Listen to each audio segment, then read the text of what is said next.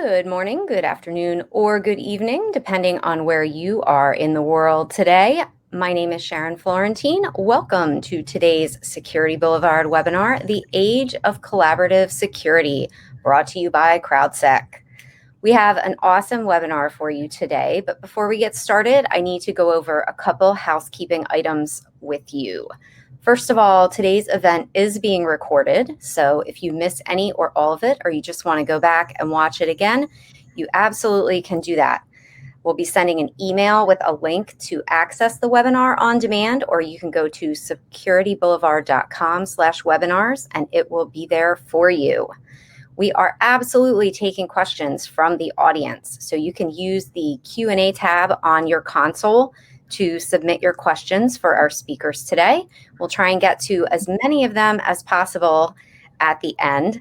If we don't get to your question today, rest assured that the presenters will get a copy of all the questions submitted, and they'll be able to answer those after the fact. So do not wait, do not hesitate. Send your questions in whenever they come to you. At the end of the webinar today, also, we'll be doing a drawing for 4 $25 gift cards. So stick around and see if you are a winner. And with that, I am pleased to introduce our speakers today. And my apologies for my pronunciation here, but I am joined by Philippe Humeau, who is CrowdSec's founding CEO. And I am joined by global security expert and chief research officer from FSecure, Mikko Hypponen. Probably didn't nail those, but welcome, gentlemen. It is a pleasure to be here with you. I'm going to put myself on mute and turn my camera off and let you get right to it. Thank you, Sharon, and thanks to all of you for joining us today. Indeed, my name is Mikko, and I've spent all my life working with computer security and trying to defend people's privacy. And of course, 30 years is a long time in any field, but let me tell you, it's an especially long time in the field of computers, networking, and information security. I've always carried with me a floppy disk just to remind myself of how long I've been working in this area, because it's a good reminder on how the world changed. When I started working with computers, when I started analyzing malware, they were not spreading on networks because we didn't have networks. The internet revolution came and changed the world. And the most important lesson I've learned about technologies is that if they are good enough, soon enough, our societies won't be able to function without those technologies. That change hasn't exactly happened yet with the internet, but it's on its way. But if you look, for example, at technology like electricity, that would be a great example of some kind of technology that we wouldn't be able to live without. I mean, if you have an extended power cut today in any modern society will stop functioning because our factories won't work, we won't be able to move around, we won't be able to communicate, we won't be able to make food. Now, electricity has been around for 150 years. Internet has been around for 50 years. Sooner or later, it's going to be exactly as built in and exactly as necessary for our societies to function as electricity is today. In fact, it's going to get even worse. Eventually, we will see a day where an internet outage will also cut our power. Today, obviously, it's already the other way around. If you have a power blackout, of course, the internet goes out as well. Eventually, it's going to be the other way around too. Why? Because we are building connectivity into everything we create. The internet revolution already took all of our computers online. Next, it's going to take everything else online. Eventually, everything will be online. The main reason why this is going to happen is that data is valuable. Data is money. So everybody, every manufacturer of any device will want to collect data like where our customers are or how our customers are using our devices. This revolution will happen whether we agree or not, whether we like it or not, and it's well on its way. And when I say that internet is 50 years old, well, it is if you start counting from this. This is a logbook detailing events happening at the Stanford University in California in October 1969. At 10:30 p.m. in the evening, there's a note that they talked to SRI.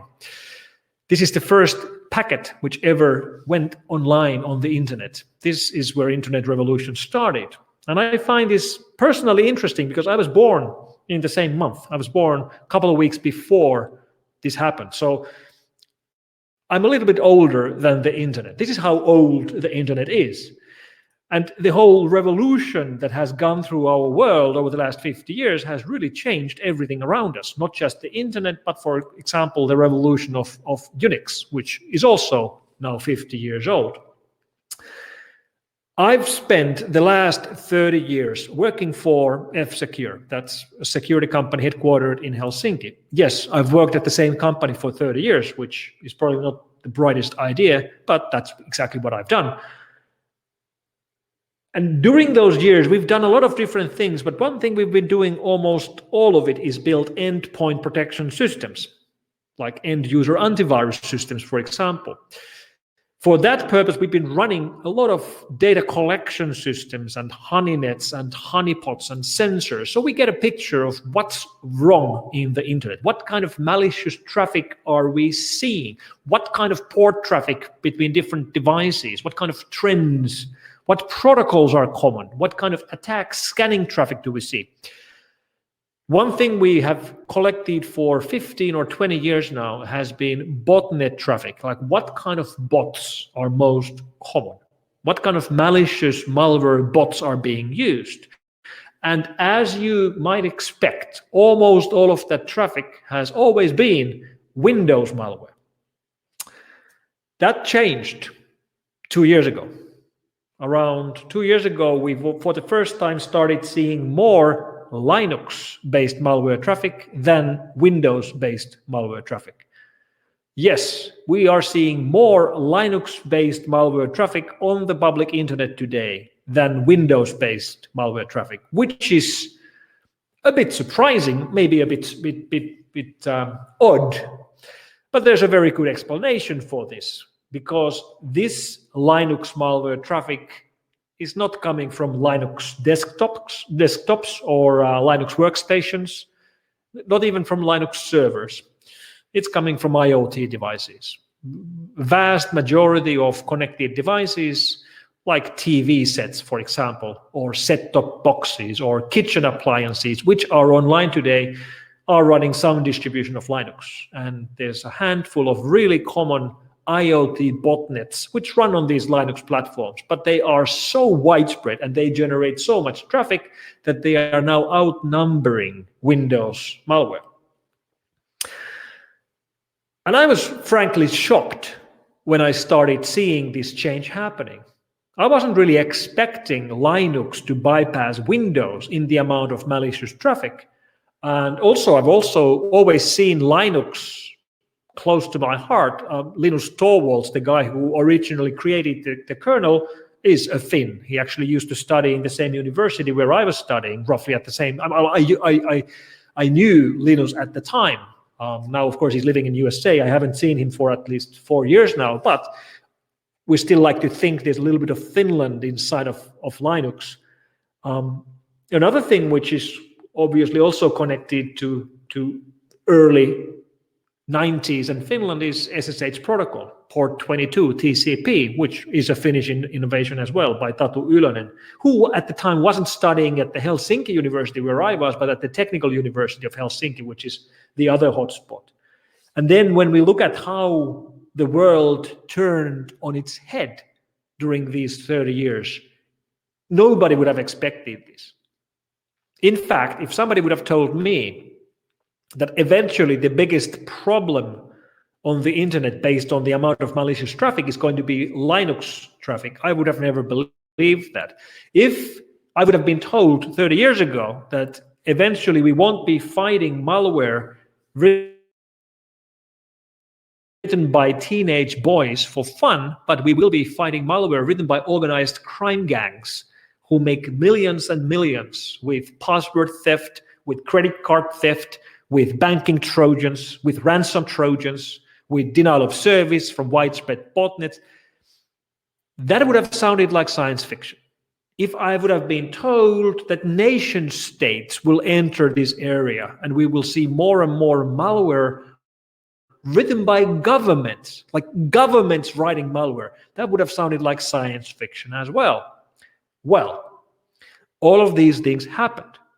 All of these things did become the reality. So if we are trying to now see what's going to happen in the future, whatever it is, it's going to sound like science fiction. One word which gets thrown around a lot nowadays is cyber war. When we look at conflicts like, let's say, Russia, Ukraine, that's a conflict or a war which is being fought on land, on sea, in air, in space, and in cyberspace. So cyber has become yet another domain for us people to wage war, yet another place where we can fight and where we can wage war. And it's interesting to think about these domains for conflict and domains for war: land, sea, air, space, cyber. Clearly, it's not going to end here. Like, what will be the next domain? What will be the sixth domain for conflict and for war? And whatever it will be, it will sound like science fiction. Who knows? It could be nano warfare, like cell-sized robots which you could put airborne like an aerosol, which would enter the bloodstream of your enemy soldiers and enter their brains and change their thoughts. Does that sound like science fiction? Yes, it does. Exactly like cyber war sounded like science fiction 30 years ago. And the thing that is the best solution in my book in fighting these different problems, whether it's money-making organized online crime or nation-state attacks, is that the defenders work together. Collaboration. And this hasn't been always obvious. When I started early on, when malware still looked like this, we had a few nasty early years where we had a bunch of startup companies who wanted to build defenses against early malware, but they weren't sharing information. So when one vendor found a new virus spreading on floppy disks, they added detection for the virus, they named the virus, but they didn't share a sample with anyone else because now they were the only ones who could protect against it, and it was unlikely the competing companies would find the malware because they weren't spreading on the internet because internet didn't exist.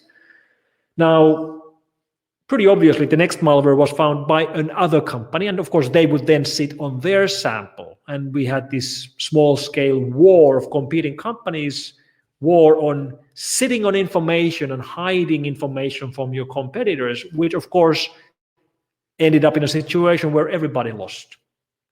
Gladly, this stage didn't last very long. And sooner or later, all the vendors realized that actually it's a better idea to cooperate with your competitors. Yes, cooperate with your competitors. You see, information security is a rare area where when you work for a company, your main enemy isn't another company. Think about other fields in software. If you're in a software company which builds operating systems, your enemies are other companies building operating systems. If you make games, you're competing with other game companies. If you make search engines, your enemy are the other search engine companies. But when you work in security, well, all the security companies have a shared enemy. All players in security, whether volunteers or corporate entities, are trying to fight the same attackers. And this is why we need to work together. And this is why it's so good to see the amount of collaboration we see. Because the the attackers, they do collaborate. So we defenders must collaborate as well. We must share the information we have. That's the only hope we have. And today, when I look at companies, and for example, malware sample sharing, it works very well. Everybody understands that everybody benefits from this. It doesn't mean we wouldn't be competitors. Of course, we are competitors when we work in the same field and fight for the same fight for the same clients, fight for the same customers. But that's on the sales side. When you come to the techie side, when you come to the nerds, everybody works together. We share the same problem. We're trying to solve the same issues. And information sharing is especially important when we realize that the most effective way of detecting attacks today is not to try to detect specific attacks. Blacklisting known attack patterns is very effective, but it's only effective against the attacks you can imagine. And I don't know about you, but I don't have an unlimited imagination. I can imagine a restricted amount of different attacks, and I can block those attacks, but there's an unlimited amount of attackers which come up with wild ways of exploiting our systems. So blacklisting is problematic. So we can go the other way around. We can go to whitelisting, block everything except what we know to be good. And that has its own limitations as well. Maybe the best example on how to illustrate the limitations of whitelisting is just to note that one of the most common ways of attacks entering corporate networks today are through Trojanized documents. Word, Excel, PowerPoint, PDF files with embedded malicious macros or maybe even exploits. How do you whitelist documents? The answer is you don't, because documents change every time the user touches them. So whitelisting is effective to a limit. And this then brings us to what really works best, and that is looking for anomalies, trying to find things which are weird, things which are out of the norm, things that don't smell right. And yes, it becomes fuzzy and unscientific, but it's also effective. If you are able to build a baseline, if you understand what normal looks like, then you can start to look for things which are abnormal. Like, why are these computers suddenly, for the first time in history, sending packets to each other? Why is this account suddenly behaving weird? Why is that computer uploading gigabytes of data to a foreign IP address which it has never touched before? None of these things might be proofs of exploitation or attacks by themselves. But when you have multiple data points, you're able to do correlation. Now, anomaly detection isn't a cure-all or the final fix for all the problems we have. Obviously not. It's easy to get wrong results with that as well, but it seems to be the best bet we have. And for that, no single entity can collect the data by themselves. Again, we need to share the information, because sharing brings us working together. And as I mentioned about the amount of Linux malware today, that's a good example on what I've learned during these years as well, which is that complexity is the enemy of security. The more complex our systems are, the harder they are to defend. The more code we have, the harder it is to make sure there are no bugs in the code. And today, bugs in these interconnected systems we have all too easily convert from bugs into vulnerabilities, and vulnerabilities convert into exploitation. And that then ends up with data leaks and data breaches and malware outbreaks. So the more code we have, the more layers of systems we have, the more protocols we have, the weaker we are. And if this is true, if complexity is the enemy of security, then it should be really obvious what we should be doing. And we should be removing complexity. We should be removing code. We should be making our code smaller. There should be less lines in every new version of the Linux kernel. There should be less lines of code in every new release of Windows, less code in every iOS and Android. And you know it's not happening. In fact, the opposite is happening. We're adding code, we're adding protocols, we're adding complexity. This is why security is so hard.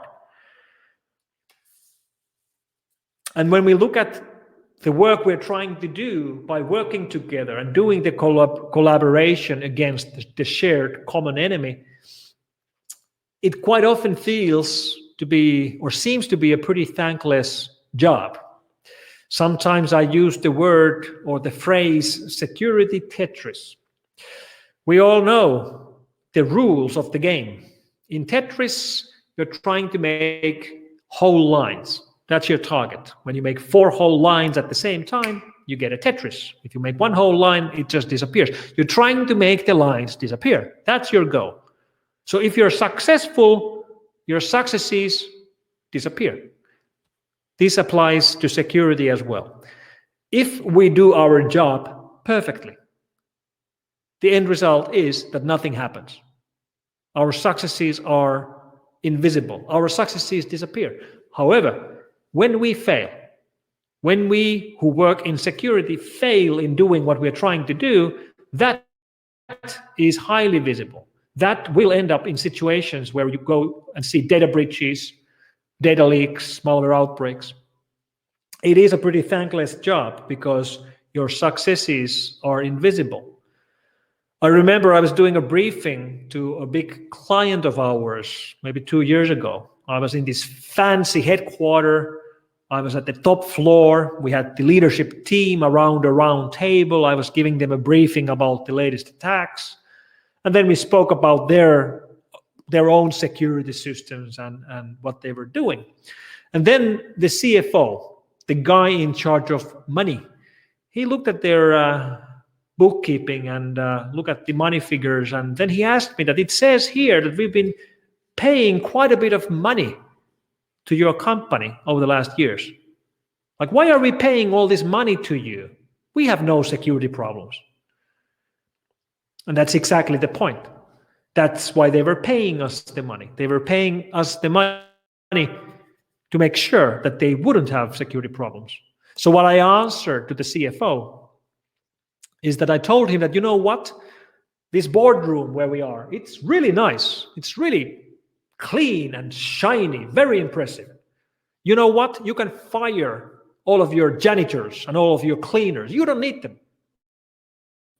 because your place is so clean already. I think he did get the message, but this is the challenge we face. Data is more valuable today than ever. Data is what the attackers want, and data is what saves us.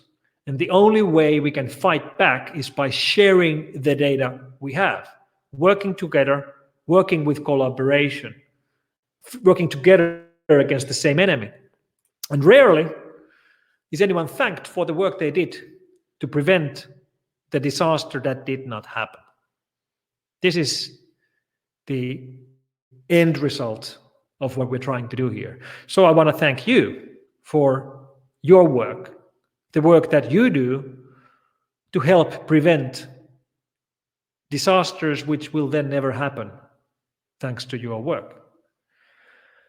And the work being done to defend our networks has to change from the old idea of building walls, the idea of building secure and safe castles surrounded by tall walls or firewalls or gateways or filters, trying to keep the enemy out. This is something that we used to be able to do, or we thought we were able to do. And these times are gone. There is no outside. There is no inside. We are now running in a borderless network where the cloud has become part of every network. And if you're just trying to keep all the attackers out, you're focusing on the wrong thing. We should be focusing and paying attention to what's happening in our internal network, assuming that the enemy will get in anyway, assuming that our safeguards will fail, assuming that all the investment and work we put into our gateways and filtering and firewalls will fail. And nobody likes to think that, but that's exactly what we should be thinking, because that changes the mindset from trying to keep everybody out into trying to detect anomalies, trying to detect breaches so we can react to those breaches. The castle walls are down. That's where we are today. And with that, let me turn it over to Philippe. Thank you, Mikko. Really, I love this introduction, or more than introduction, that you're thinking about security. And about this size, of the data sphere we are looking at, because indeed, it's all about data, right? So if you look back in 2010, we had something like 0.1 zettabyte of data globally. The figure comes from hardware, hard disk drive makers. So they are in the first row to know how many data are stored yearly worldwide, right? So 0.5 zettabyte. And by then, cybercrime cost was something like less than $1 trillion, like $1 billion, sorry. So it's extremely large numbers, 10 exponential 12. So with viruses, Trojan horses, botnets, and all, that was a big time for SQL injection, cross-site scripting, blessed times. And now, today, we sit around 13 zettabytes. So the number of data that has been created and stored is like 26 times bigger in just 10 years. It's just an amazing figure already as such. And the amplitude, the cost, the global cost of cybersecurity is $6 trillion. It also expanded noticeably by a whole lot.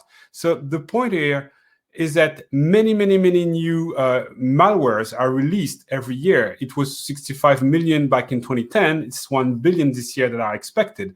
It's crypto and identity theft. It's ransomwares. It's cyber warfare. We talked about it. It's mobile malwares and all. It's IoT malwares like we saw.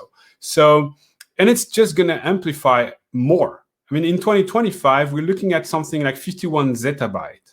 So it's even a time 4, once again. And we don't know what's next.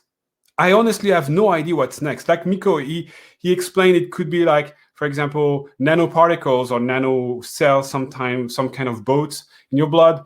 It could be anything else. It could be whatever new attack range or new attack class or new attack system they can come up with. What we're sure about, though, or quite confident in, is you will have to control them somehow. And you will use a network. And if you use a network, you will use IP addresses. There's no way around it. I mean, worldwide, everything that is exchanged, even with your phone, is based on IP addresses. Nobody exchanges data anymore through the old WAP or whatever SMS system. It's over. Everything goes through the channels of 4G, 5G, FDDI, DSL, you name it. All of these need IP addresses. Obviously, IPv4, IPv6 also, because we need more and more every year. So yes, hacking is a cooperative game, definitely. If you look at this illustration made by CrowdSec, and thanks to them, they made a huge research on that. There are tons of groups around the world that are collaborating together. Some are providing services. Like you want many IPs, you want new servers, you want accesses, prime or lower grade, you want credit card numbers, you want a payload to infect whatever central uranium enrichment central you want in Iran, you name it. It's available. You can buy it, right? And then there are the distribution vectors that you can rent for a while, or DDoS system that you can rent for a while. And then you as a hacker can monetize all of this. Whatever you're doing, you will find ways to make money out of it. We're pretty sure about that. So they are collaborating in terms of it's segmented and they work together. But moreover, they found out that there are tons of groups. Okay, so Mikko and his team is digging into this, and they know the names and they know their relations, but it's impressive, it's enlightening to see that all of those groups work together. They operate, they distribute, they share, they affiliate, they work together on some operation, not another. They are competitors one day and collaborative together the other day. So basically, they are way more organized than we are. Think about it. It's like if you would be in a military base, right? And some crazy guys, like 20 of them, would come at the door, starting to shoot everyone. If you come out of the barrack one by one, they will win, obviously, right? One by one, 20 guns, you're dead. But if you guys inside the barrack says, okay, you know what, we're 2,000 here. So instead of going one by one outside and being picked on, let's go together like 100 or 200 of us, and we'll overcome them. It's exactly what's happening. When you're defending yourself alone in your own part of the world, whereas they are collaborating together constantly. And this is a result. I mean, I could have had a ton of other logos here because there's a huge breach every other day. Lately was Facebook with like what, 500 million account? Let's choose a figure together. 500 million account? Well, that's crazy. I mean, and then LinkedIn and then others. So it's constantly evolving. But what really struck me is like JP Morgan. JP Morgan is one of the biggest banks in the world. They have hundreds of millions of dollars in budget per year, something like 800. 800 is close to $1 billion in budget, and they got hacked. I mean, how come? It's impossible. It's like if you were going to a racetrack and someone would come with like a Chevy pickup 67 diesel, you have a brand new Lamborghini, and the guy would beat you at the finish line? No way. That never happens, right? Except if you're drunk and don't know how to drive. But otherwise, you would win 10 times out of 10. But in cybersecurity, money doesn't make the cut. It doesn't make such a huge difference. Look, JP Morgan, $800 million. Do you think the people that stole them 83 million accounts were using $800 million in offending means? No. They were probably spending $80,000 maybe. So the ratio is totally disbalanced here. It's crazy, right? And this is an asymmetrical game. This is where it's in favor of hackers. So first of all, they team together, right? We saw about that. But think about the time. You never get to choose whether there's a new vulnerability out there, right? And when the patch is made by the provider, right? Or you barely get to choose when you can deploy it because business first, right? So you cannot cut this server that needs to be updated because you just cannot cut it, right? I saw this in airplane factories where the guy was saying, this machine is folding wings. It's folding the metal that make the wings. It's never been halted or updated for 12 years. We just cannot stop it. We have one of them. We have no redundant way of making wings. It's impossible. So no, we won't update it. Go around it. Do whatever you like, but around it. Then there's a perimeter. The perimeter is a tremendous asymmetrical force playing against you as a defender. Because as Mikko said, there's no way you can garden wall everything you have. It's over. You have data in the cloud drive. You have data in SaaS. You have data in your virtual machine or bare metal. You have data in containers. You don't even know what they are most of the time. They can be run in Ireland, in US, in Germany. You don't even know about it. So yeah, and if you want to stay competitive, you have to open your perimeter. There's no other way around it. So I'm not saying that everything is bad. I'm saying that at best, your security level is uneven between your LAN, your WAN, your DMZ, your VM, your containers, your SaaS, your cloud drive, and so on. It couldn't be the same level. And last but not least, money. As we saw, I mean, it costs just a fraction of the price to attack you. You spend on compliance, appliances, licenses, certifications, DevOps, SecOps, you name it. You spend thousands and more per year, hundreds of millions of dollars sometimes. But the attackers, they spend nearly nothing. They use stolen servers, stolen IPs, free open source tools. Sometimes they pay here and there their buddies to buy an exploit. So, and that time is for free. And we think that it is time for the crowd to rise, to revolutionize this part of the market, because it revolutionized everything. The crowd is such a huge wave. It's a tsunami of revolution we had for the last 2 decades. Think about it, vacation. You as an individual can rent your flat or your house when you're not there. You can drive with Waze, collaborating together to outsmart traffic, right? Friendship, we don't speak about it, and so on.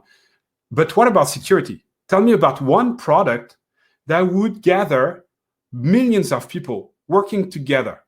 And the only way of doing this, I'm not speaking here about like bug bounty program that gather like 100 or 1,000 people. That's cool, that's great. But I'm speaking here about a million scale. Well, open source is the key. I mean, Waze paved the way. There's only one way you can make it an obvious thing. It has to be free, first of all, and it has to be transparent so that you can trust what's inside, that there's no backdoor, that it's audited, and that you can morph it, modify it according to your needs. And this is the only way we can win this war. Since hackers need IPs to release their payloads to aggress you, the goal is to shrink the amount of IPs they can use. To hackers, stolen IPs provide anonymity. They are like masks they can use, and if it's folded, it's not a problem. They throw it away and they use another one. So the goal is to peel the onion. The crowd can peel this onion, and it will not be the one crying, right? You can peel this onion. We can all peel together this onion. Think about it, like a hacker is using 1,000 IP to scan a website, right? If we can burn these 1,000 of IPs and tell everyone around the globe that these 1,000 IPs are mass scanning websites, well, the hacker is left with not much choices. Find other IPs, switch to another target. It's complicating considerably, is problematic. So this is what we are building at CrowdSec, a Waze of firewall somehow, right? We're using some local data, like Waze uses your heading, your speed, and your vehicle position, right? Now, we're doing the same. We're looking into your logs, if you want to, and we're detecting behaviors locally, right? Nothing gets out of your premises. And globally, we're saying, okay, this IP is doing this, at that places around the world. We can tell that the IP reputation should be really bad. It's an offending one. Like Waze is saying, okay, this vehicle is stuck in a traffic jam in Helsinki, or maybe there's no traffic jam in Helsinki. Those guys are very organized. But say in Los Angeles, for example, then we can tell there's a traffic jam because of local data that we're aggregating globally. The same thing. So how does the magic work? How does a massively multiplayer firewall would look like? Well, the goal is to acquire any type of logs. Nowadays, everything spit logs. Playing out spitting logs, your Apple Watch or whatever watch you're wearing is spitting logs. Your fridge maybe is spitting log. Obviously, servers and services and so on. Everything is spitting logs. Cameras, IoT. So once you have your logs, you know that you can detect behavior inside. Normal behavior, bad behavior. And you can apply scenarios. It can be your scenarios saying, I don't want people to do this, or that.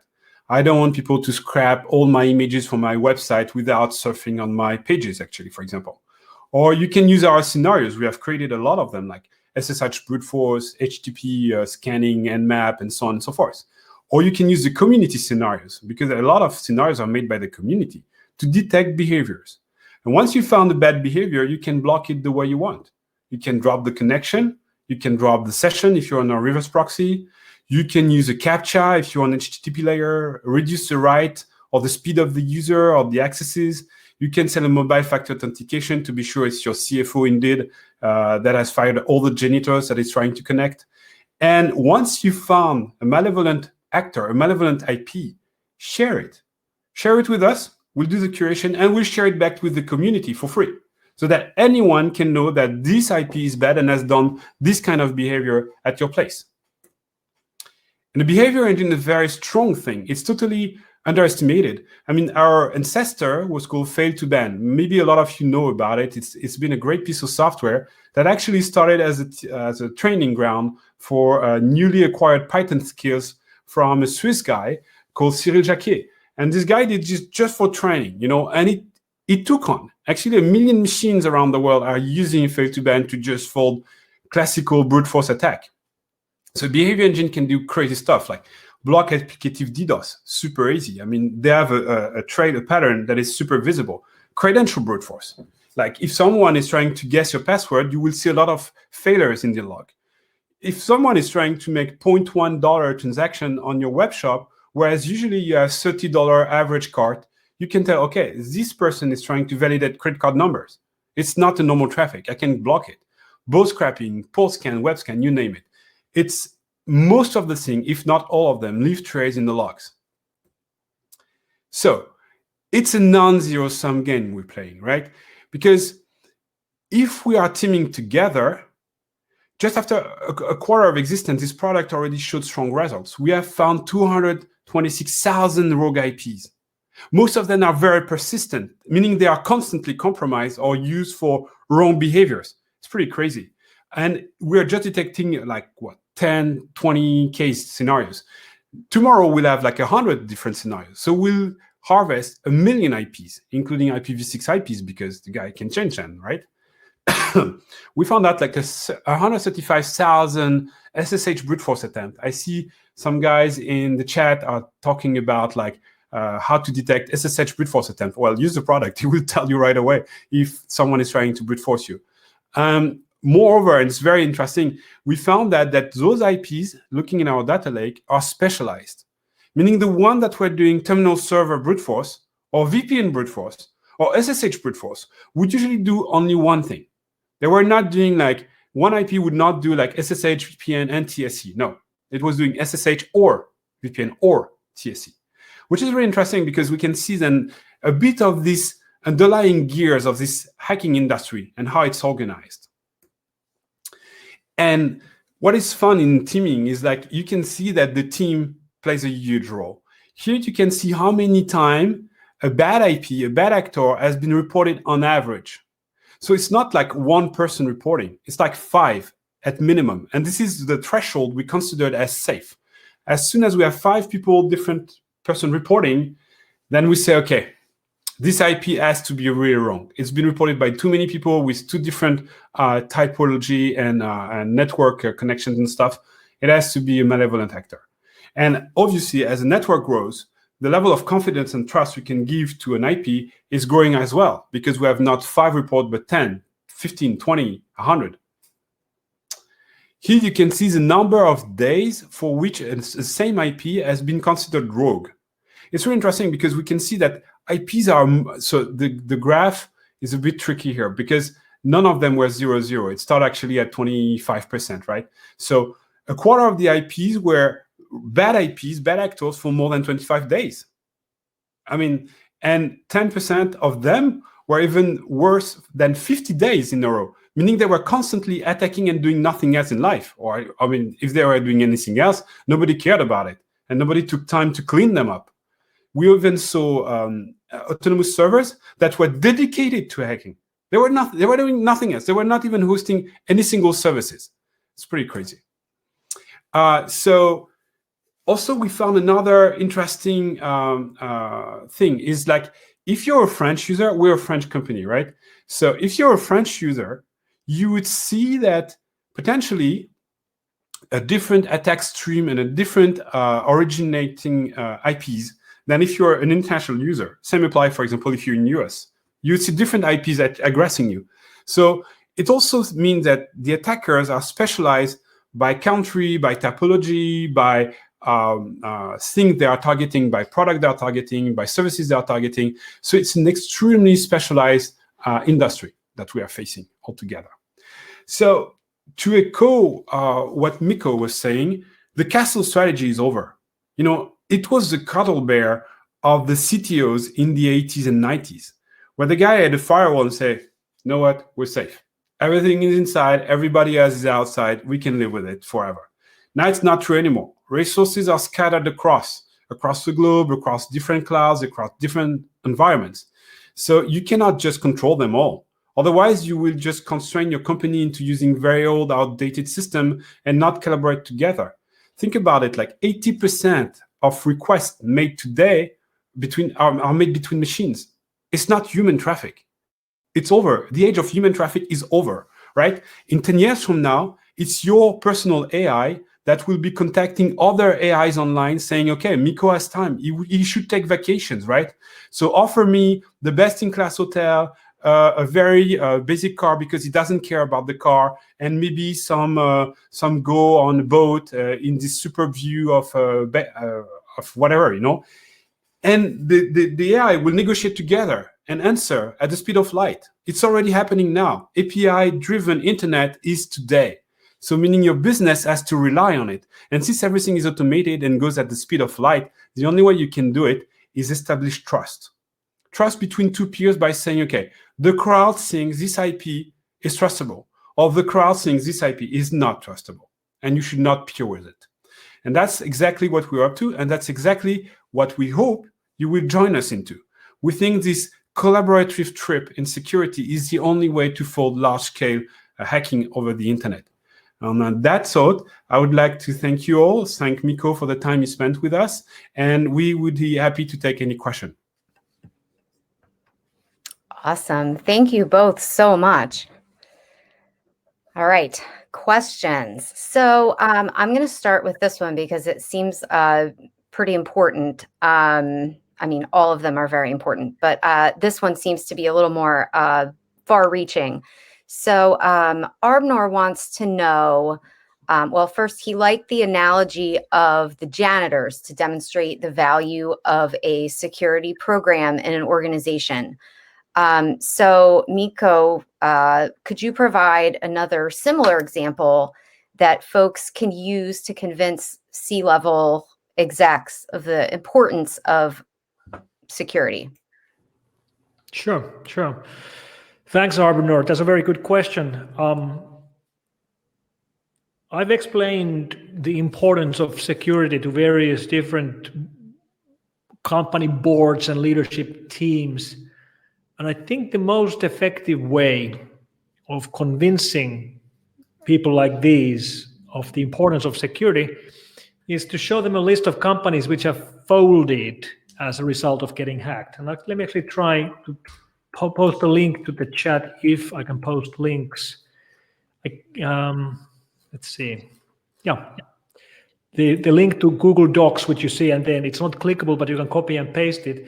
That's actually a joint collaborative project of collecting list of companies all over the world which were destroyed by a data breach or a data leak or getting hacked. Now, the list is surprisingly short, all right? There's 23 or 24 companies on this list today, which is not what we really think. I think it's pretty common for people to think that when a company gets hacked, it goes bankrupt. When a company gets hacked, it folds. When a company gets hacked, the stock price plummets and it just disappears. As we see from this list, it actually isn't common at all. Sure, there are examples, but only a handful. So when you explain this to board members and CEOs, they're like, okay, well, that's good news. Like companies, even Sony Pictures was hacked and they survived. Ashley Madison was hacked and they survived. But then the real kicker is that in all of these cases, the company survived, but the CEO didn't. The CIO didn't. The CISO didn't. The company survived. The executive team did not survive. Well, of course, they didn't die, but they were fired. This is why board members should care. This is why the leadership team should care. The company will be fine in the long run, even if they get hacked, but you will be fired.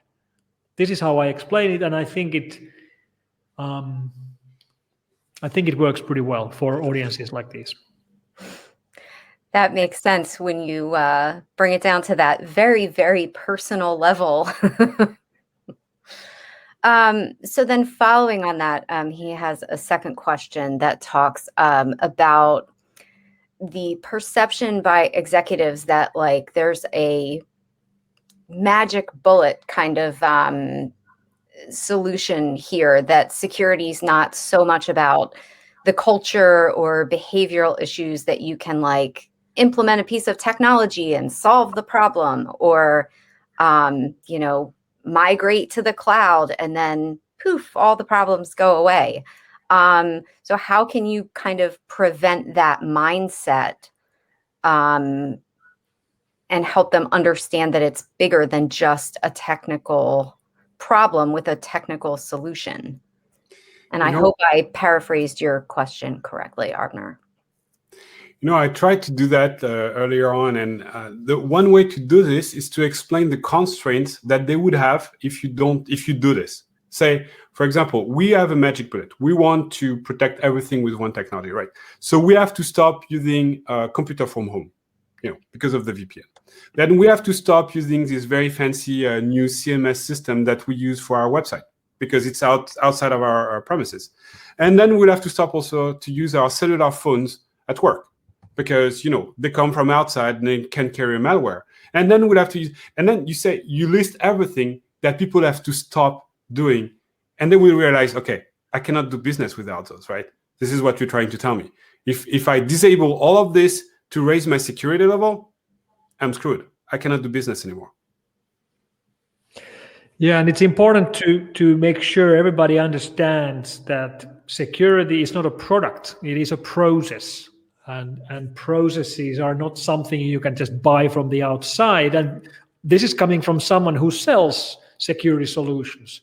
I don't think we can sell a solution which will make a secure company or a secure network.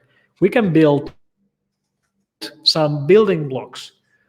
We can take every single data breach or every single data leak, and when we look at the root cause, it was either a technical problem or a human problem. And sure, like technical solutions and like cloud security solutions will help with the technical problems. But the human problems are always there. And this is part of the idea that security is a process, not just the technical part, but also the human part. And this is why it's so important to think about the whole, not just trying to find yet another blinking box which would solve all the problems.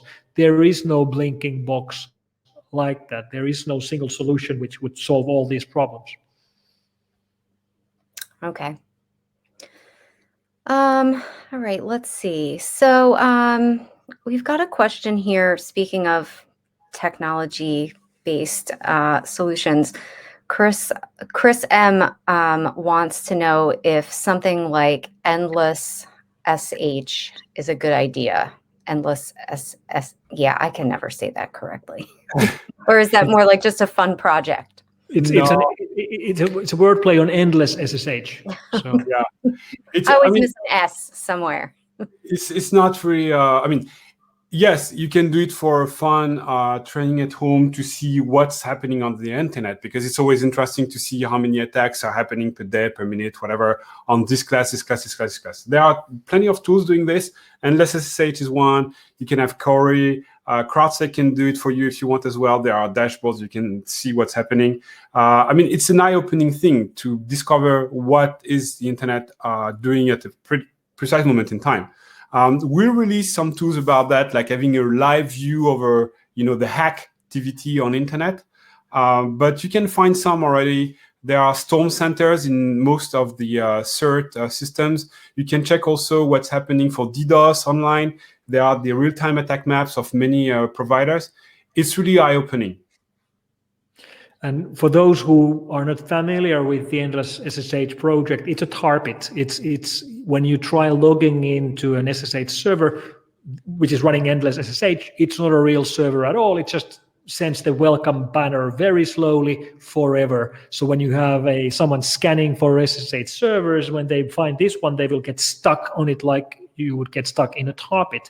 And it's fun. It's great. I like targets in general, but I think even more interesting is when you run full-blown honeypots. I posted a couple of links. Philippe mentioned Cowray, which is probably the best-known SSH honeypot nowadays, which builds on top of another honeypot called Kippo, which was developed by two friends of mine originally. But it's even more interesting is the second link, which I posted, which is someone explaining how to use these tools to set a Twitch channel, and then the whole world can watch as attackers try to log into your honeypot.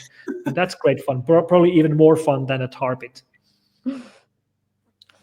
Okay.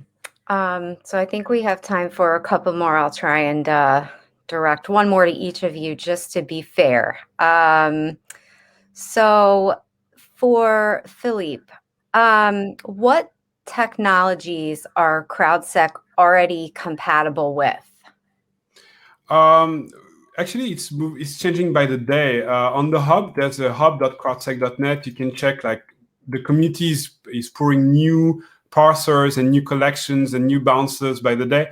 But basically, we cover Caddy, the firewalls of Google and AWS. You can run custom scripts There is obviously the Linux firewall, BSD firewall, HE proxy, Nginx, WordPress, things like this.